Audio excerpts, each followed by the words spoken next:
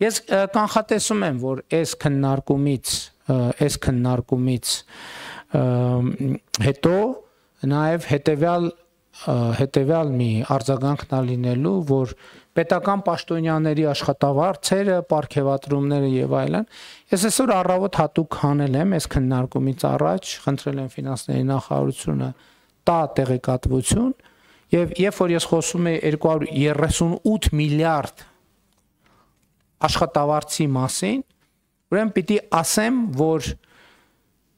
պետական կառավարման համակարգի աշխատավարձերը այդ ամեն ինչի մեջ փոքր են 5%-ից։ Պետական կառավարման համակարգի այդ բոլոր մեծադղիրդ պարգևատրումները եւ այլն։ Եվ ելի եմ ասում, եթե օրինակ ամբողջ պետական այդ շահարկումները որ կան, որ պարգևատրում մի ստացեք, թոշակները բարձրացրեք, եթե օրինակ 2025 թվականի ապրիլին ամբողջ պետական համակարգը չստանար աշխատավարձ, 0 աշխատավարձ ստանար, ապրիլին թոշակները հնարավոր կլիներ բարձրացնել 1400 քանի դրամով։ Պատկերացնում եք, ամբողջ պետական համակարգ,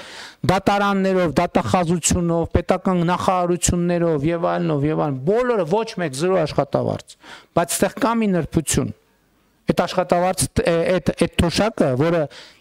այդ համակարգին աշխատավարձ չտալով կարելի էր 1500 դրամ բարձրացնել, ենթադրենք մարդը ստանում է հիմա 30000 դրամ թոշակ։ Ենթադրենք ապրիլին մենք որոշել էինք, որ վերջ այս ամիս պետական հիմնարկներ, պետական համակարգը աշխատավարձ չի ստանում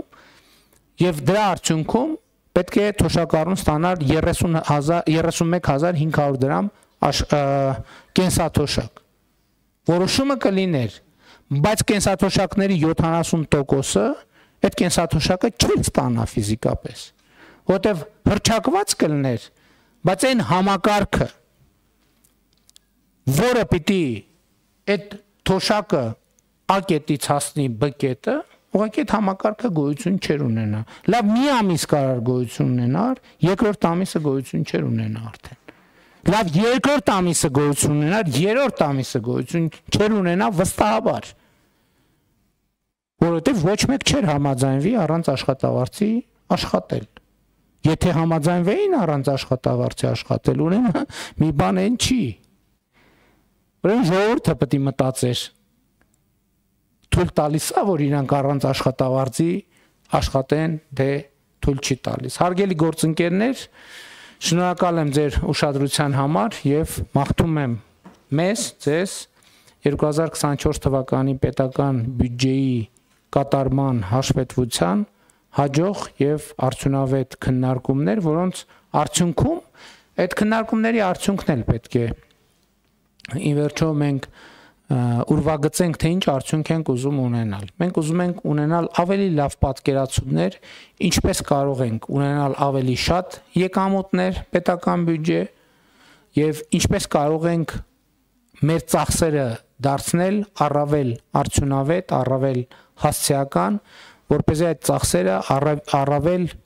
արդյունավետ ծառայեն Հայաստանի Հանրապետության քաղաքացիների անվտանգությանը, բարեկեցությանը, երջանկությանը։ Շնորհակալ եմ։